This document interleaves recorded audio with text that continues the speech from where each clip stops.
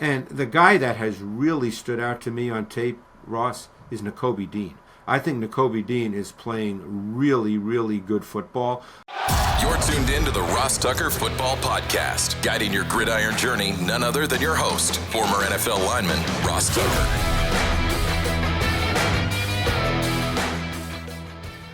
Oh, yeah, it is. But it's not just any Ross Tucker Football Podcast. It is a Finish Strong Friday presented by DraftKings. The crown is yours. What does that mean?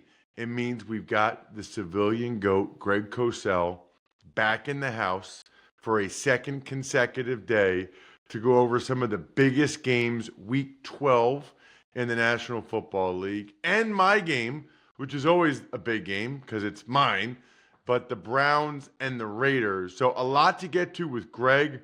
There's actually some pretty interesting injury notes, I would say, from yesterday at practice. A couple of surprising transactions on some level that we can delve into as well. As a reminder, some of you are not listening or watching the Saturday sit down, youtube.com/Ross Tucker NFL. I think you'd really enjoy it. It's like about 22 minutes just talking with someone. You know, it's not typically that much about current events, but sometimes it is. We have Ben DiNucci, who has a wild story from high school to Pitt to JMU to drafted by the Cowboys to starting against the Eagles on Sunday Night Football. It's a terrific story. Heck, the guy was with the Falcons for 5 days during preseason this year. So I highly encourage you to listen or watch youtube.com/Ross Tucker NFL to the interview with Ben DiNucci tomorrow. And as a reminder, Saturdays are typically when I've been giving out the winners. Those of you that spread the word via social media or make a comment on YouTube or take advantage of any of our sponsors. Right now, though, it's Greg Cosell time. It's Big Show time. The Big Show. All right, he's back for more again this week. Our guy, Greg Cosell. And Greg, we got a bunch of juicy games to get to. Probably yesterday we talked more about scheme and more about some individual players. Today it's more about some of these matchups. Let's talk Colts and Chiefs. The 5-5 Chiefs. Greg, I'm sure everybody's asking you, what are you seeing? What's going on? Colts are coming off a bye, so it's probably more on the Chiefs side today. Yeah, look, their offense has not been as good as it's been. Mahomes has not been, it's very funny. We talk about Josh Allen. We had that conversation yesterday. And Mahomes in some ways is similar in that he makes so many plays outside of structure.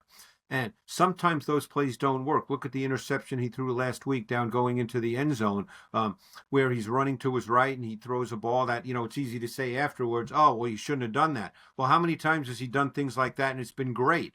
But it's just hard to count on those kinds of things. And this year, defensively, they haven't been quite as good. See, what's been overlooked and lost over the last couple of years with the Chiefs is how good that defense has been. They've been among the league leaders in points given up. Spagnuolo's been unbelievable in critical high leverage situations.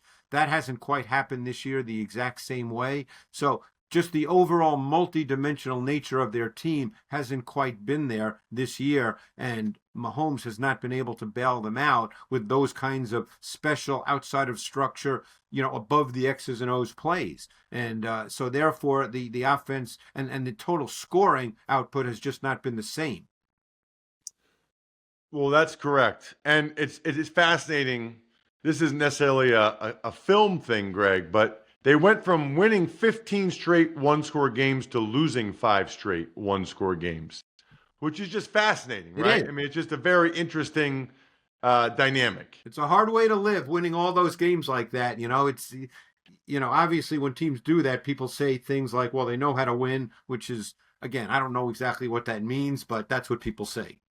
Anything in particular interest you in their matchup against the Colts? Well, I'm curious with the Colts because, obviously Jonathan Taylor's a great back, and I'm curious to see if the run game's going to travel to Kansas City because they're going to give the ball to Jonathan Taylor. And if he can't run it and they struggle to run, I think you're going to see Spags really dial up more pressures than we've seen him dial up of late, because I think he's going to feel that he can attack Daniel Jones if we're in a lot of pure pass, longer yardage situations. You know, maybe it's not a marquee game, but I'm curious about this Seattle-Tennessee game. I know you watch Tennessee every week because you do some work down there in Nashville. Plus, the Seahawks coming off that 4-interception game for Sam Darnold, which obviously the people that have been waiting all season to say, I told you so, they have at least a week of an I told you so. Right. Your thoughts on Seahawks and Titans? Well, it'll be interesting because last week against, and obviously it's Davis Mills and not C.J. Stroud, but you can line up and play with Davis Mills. The Denard Wilson, who's the D coordinator for Tennessee, dialed up his highest blitz percentage by far of the season, by far, and they had pretty good success. I mean, the Texans did not score a lot of points, and they scored, I think, only one touchdown, if memory serves me correctly. And I'm very curious to see how Denard Wilson will handle going against Sam Darnold coming off that game. Again, I'm not in Sam Darnold's head. People say you forget about that stuff. Maybe you do, maybe you don't. Maybe he'll be a little more risk averse this week because he doesn't want to turn it over. Maybe the offensive coordinator, will call the game a little bit differently. We don't know any of that. But I'm really curious to see what Denard Wilson does because he was super aggressive last week. What happened to Darnold last week? Some were poor throws and, poor decisions. And then some were, just it happens. And that's, interceptions do happen in the NFL for the most, particularly for aggressive throwers. And, you know how it is, Ross. Most offensive coaches and offensive coordinators, they want their quarterbacks to be aggressive. Now, there's always a balance. But, Darnold is a guy that pushes the ball down the field. He's not risk averse. He's not a check down guy. And obviously they've had very good success. He had very good success a year ago in Minnesota. That's the kind of quarterback he is. And there'll be a game or two like that during the season that it happens where it doesn't work. But for the most part, that's one reason why they've been so good, is he pushes it down the field. Let's talk Browns-Raiders, because that's my game for CBS. We did talk about Shedeur Sanders yesterday. You referenced the kitchen sink that the Ravens threw at him and the issues that presented for Shedeur Sanders. But you did say yesterday, Greg, that you had something on the Raiders. The Raiders have been kind of a surprise to me in this regard. And you can address this maybe better than I can. I'm very surprised at their total inability to run the ball with any consistency. Obviously, when they drafted Gentry, who was, a really good prospect, I didn't think, people said he's the best running back prospect in 10 years. I didn't believe that. I didn't think he was anywhere near the prospect that Bijan Robinson was coming out of Texas. But anyway, the point is that was the premise. You have Pete Carroll wants to run the ball, draft Gentry. I know their O-line isn't great, Ross, but I've never been a believer that you need a great O-line to run the ball. You tell me. I mean, I'm not saying if you have 5 stiffs out there, but they don't have 5 stiffs. But they've just been unable to run the ball with any consistency whatsoever. And to me, that's been a little confusing. So, 2 things. One is offensive line's in a really bad place. Their best guy, Colton Miller, the left tackle's out. He's out. Yeah. The guy that probably is the best mover of men, JPJ, Jackson Powers Johnson, he's out too. I think they do not have any above average offensive linemen right now. And I think you could debate whether even any of these guys are average. I think they're in a bad place there. The Gentry thing is interesting, watching him and them, Greg. He's obviously a phenomenal player and a terrific breaker of tackles. But when you compare him to the other running backs that have gone top 15 lately, like Jahmyr Gibbs, Bijan Robinson, Saquon Barkley, he is not them from an explosive standpoint. He is not. I'm glad you said that because he has a nice burst. But Jahmyr Gibbs, the other night, I'm calling the game for West Point. Jahmyr Gibbs is breathtaking. Yeah. Jahmyr Gibbs is, every time he gets the ball, it's like Jahmyr Gibbs is on fast forward. You know, last year it felt like Saquon Barkley was on fast forward at times. Bijan Robinson always feels like that. It doesn't feel like Ashton Genty is playing at a different speed than everybody else. It's funny you say that because I took a lot of heat during the draft process when I basically said that I didn't think he was as explosive as the guys you're talking about. You know, that wasn't truly who he was. And because he had, put up the second best rushing numbers of any back in NCAA history, people were telling me, oh, you're wrong. Yeah, he can break tackles, but even in the NFL, Ross, you don't break tackles the same way you do in college. It's a different game. You know that. I'm not telling you anything you don't know. He's not at that level that you mentioned, and you described it beautifully, and I agree with you 100%. Well, and not only that, not only is it harder to break those tackles in the NFL than college, but there's a shelf life if you're taking on that much contact. Yeah. I mean, like that's not a long-term career if you're a guy that takes on that much contact like he does. I guess I'll give Chip Kelly some credit. They tried to just keep throwing him check down, try to give him the ball in space with a little bit more room to show what he can do. But even that's a good example. When you get him the ball in space on a check down, it's not like giving it to Gibbs or Bijan Robinson. Well, it's funny because you did the game on Monday night and you saw the 33-yard screen and the 42-yard screen to Gibbs, one being a tunnel screen, one being a conventional screen. And when he gets out in space, Genty doesn't move like that. Gibbs is a different cat. I don't know if anybody moves like Gibbs does. Right. I mean, he really makes defensive players look slow. He looks like he's the Division I kid playing against the regular high school kids. All right. What about the Eagles and the Cowboys, Greg? Certainly, you had a lot to say yesterday about the Eagles' passing game. I thought the Cowboys' defense looked better with some of their additions and getting guys back from health.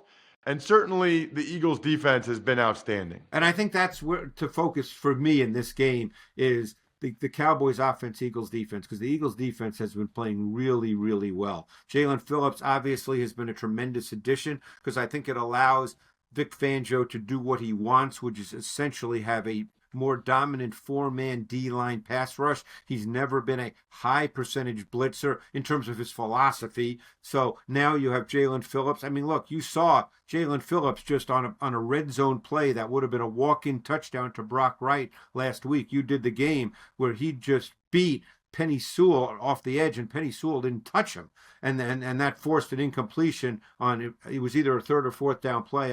You may remember the play, but the point is that's really changed their defense.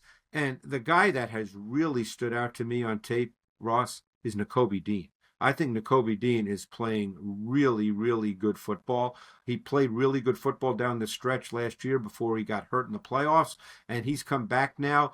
And he is absolutely critical to their defense for this reason, okay? And this is something people aren't aware of, is he now takes a major mental load off Reed Blankenship, who's an incredibly smart player and really the quarterback in many ways of that defense. But when Jahad Campbell was playing, who was a rookie, Blankenship pretty much had to direct Campbell. They make adjustments on every play, by the way, on the defensive side of the ball. And now with Dean back, Blankenship does not have to direct and adjust Dean because he knows, because he's a real smart, savvy player where he has to do that with Campbell, who's not there yet mentally in the context of Fangio's defense. Wow. What's crazy is he's never been the greatest athlete or overly explosive. He looks faster to me. Coming off a major injury like that, I mean, and maybe it's just in a 10-yard burst. Even his coverage was pretty good the other night, Greg. Well, he had to cover Gibbs, and granted, there was pressure off the edge, so I think Goff had to throw it probably half a beat before he wanted to. But still, Dean, but that's where Dean's intelligence comes in, because so much of that, Ross, is taking the right angle. Instead of stepping up and then getting caught, he took a great angle with Gibbs on the wheel route and therefore was able to match him rather than trail him. Any thoughts on the Cowboys, Greg? Well, now the offensive side of the ball, this is a real interesting matchup because now you're going to get the Quinyon Mitchell-Pickens matchup because Quinyon Mitchell has essentially become the boundary corner, and Pickens lines up at boundary X more than any receiver in the league. So you're going to get that matchup a lot. And then you're going to get Lamb, who's kind of their movement guy. And Lamb's really good at that. He's a motion guy. He's a movement guy. He lines up off the ball. So to me, and I thought the Cowboys O-line, by the way, last week played pretty good. Now, granted, they're playing a team that doesn't have the same level overall of player that the Eagles have, but Max Crosby was not a huge factor in the game. So I'm really curious to see how this matchup plays out on that side of the ball. I think it's one of the more intriguing unit matchups of the week. Totally agree. Should be awesome. As should the next game, Bucks and Rams. Greg, let's talk Bucks and Rams. Bucks are getting healthier. Rams, meanwhile, I mentioned this on yesterday's show, put Havenstein, Higbee, and Quentin Lake, who's been terrific, on IR. Well, the interesting thing there is how much 13 personnel, 3 tight ends they've been playing. Now, they still have 3 tight ends, even with Higbee on IR. But the question is, will that change Sean McVay's thinking? Because obviously Higbee is a major part of that, and maybe he can't do what he wants to do. Because the last 4 games, Ross, they've played with 3 tight ends well over 40% of their offensive snaps. So obviously McVay is a really thoughtful guy when it comes to offense, and he can do a lot of things. But, the Rams defense is also a really tough defense to play against. I mean, with that front 4, I know they didn't have any sacks last week against Darnold, but they can put a lot of pressure on you with their front 4. I think the loss of Lake's really interesting. I know they traded a couple of weeks ago for McCrary. I assume maybe he'll become their slot corner now. But Lake, to me, is one of those overlooked, really, really good players. Like, he falls into the category of, like, there's Quentin Lake, there's Shamari Connor. These guys who do a lot of things for defenses who are kind of overlooked players. And Lake, to me, falls into that category. He plays the slot. He plays safety in their base. He's just a really good player. And I think they know what they have in him and how good he is, even if it doesn't really get as much public attention as maybe other guys do. I would agree. I'm a big Quentin Lake guy. I think the Rams are the best team, Greg. I mean, that I've seen. But these injuries, you don't really know now. And you never know. I mean, it's, now Havenstein, he's been their right tackle, it seems, for 25 years. I mean, no one says he's the best right tackle in the league, but he's one of those solid guys, since he came out of Wisconsin, your classic Wisconsin lineman, not the best athlete on the field, but just really sturdy. I don't know who replaces him, so I didn't check that. But, I mean, obviously he's not going to be as good as Havenstein. It's funny, by the way, Greg, just thinking about the Ashton Genty conversation we were having.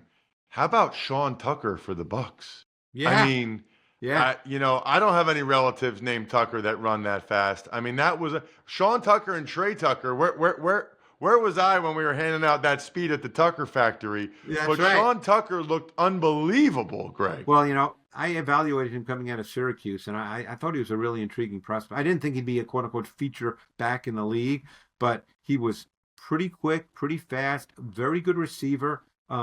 And, now we know there'll be a place for him in the league. He's one of those guys that'll play, in some ways, and maybe he's a little better, but he's similar. In some ways, he's like Abdullah, who's been in the league like 10, 11 years and always finds a place because he can run it well enough. Maybe Tucker's probably a little better runner, but he's a really good receiver. Teams have no problem putting him out on third down. Tucker's going to end up being one of those guys that's going to be in the league for 10, 12 years because he can do all that. Yeah, I mean, it's crazy to think he's like their third string running back, I guess, behind Bucky Irving and Rachaad White, and yet he's flying around. I mean, guys had angles on him, and they still couldn't catch him at times. All right, let's talk Carolina and San Francisco. Yeah. It's a really intriguing matchup on multiple levels. Bryce Young coming off the best game of his career, probably right in the nick of time, against a Niners team that, for as well as Mac Jones had played, and we had talked about it, Greg, it certainly looked a little bit different and a little bit more explosive Yes. with Purdy. Well, Purdy is a much more aggressive mindset thrower. And people will say, gee, well, he throws a pick, because of that. And that's true. There'll be times he does. But he's way more aggressive. The pass game will have a little more verticality. Not because he has a big arm. I'm not talking about throwing the ball 60 yards down the field, but he will attack vertically. He made the touchdown to Kittle, the first one, the 30-yarder, was a great example of him checking at the line of scrimmage, knowing what he had, and then hitting the slot fade to Kittle. I'm not saying Mac Jones couldn't do that, but Purdy that's built into the way Purdy plays. And last week, I thought they started to get the rhythm with the run game. We'll see if they can continue with that because that's so foundational to who they are. Bryce Young had the best game of his career, clearly, against a defense that is nothing like the Niners defense because Atlanta is heavy pressure and heavy man coverage, and he had a great game. You got to give it to him. He had a great game.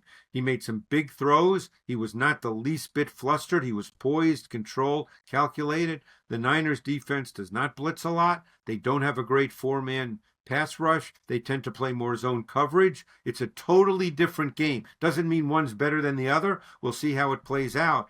But, Carolina is what, 6-5 now? Who would have thought that?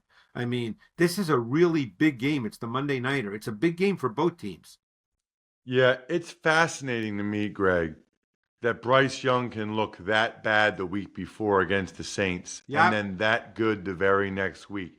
That's the thing where we in the media look silly doing, not we in the media, but people in the media that want to make a proclamation on teams or players based on 1 week. Listen, people have good games, bad games. Coaches have good game plans, bad game plans. Like, you need a larger sample size than, okay, this team X won, team Y played well, player Y played well. That team's really good. No, they were that weak, but not necessarily that's what they are. And you can't make these, that's why I hope people understand when I say these things, I'm not making a bold, definitive judgment about a guy's career. This is what the tape shows. Now, hey, look what happened with Jacksonville and the Chargers. I mean, these things happen. It's the NFL. You played. Every week is a different week, and it's still NFL teams. You can still get beat by any NFL team. Certainly, nobody was expecting what happened in that Chargers-Jags game to happen. I mean, that was stunning. Greg, you stun me every week. Fantastic stuff. Really appreciate. Check him out on social media at Greg Cosell. Thank you so much for the time, as always. Thanks, Ross. Really appreciate it. All right, let's dive into the news. But first,